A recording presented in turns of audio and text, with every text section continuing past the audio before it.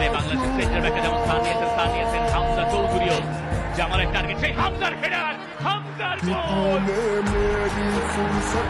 Brave new Bangladesh, সেই বাংলাদেশে হামজার গোল এবং এই স্টেডিয়াম এখন ফেটে পড়ছে।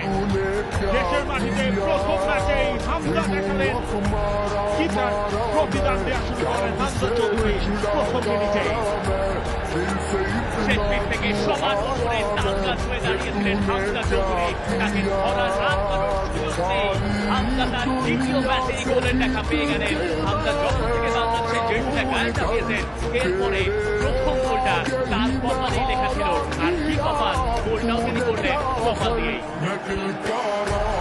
পারফেক্ট টার্ন হামজা চৌধুরীর জন্য, একেবারে সেট আপটাও গেছে, হামজা লাফিয়ে উঠেছিলেন এবং সেখান থেকে যে ফিনিশিংটা দরকার ছিল সেটাই করেছেন হামজা চৌধুরী। গোলকিপারের ঠিক পাশ দিয়ে গোল লাইনের সামনে কেউ কোনো ডিফেন্ডার ছিলেন না, সেই সুযোগটাই হামজা চৌধুরী কাজে লাগিয়েছেন শতভাগ।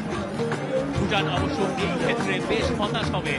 সেট পিচ থেকে যদি আপনি একজন ফুটবলারকে মার্ক করতে চান স্পেসিফিকলি, সেটা এই হামজা চৌধুরী হওয়ার কথা ছিল, কিন্তু সেই কাজটা তারা ঠিকঠাক করেনি।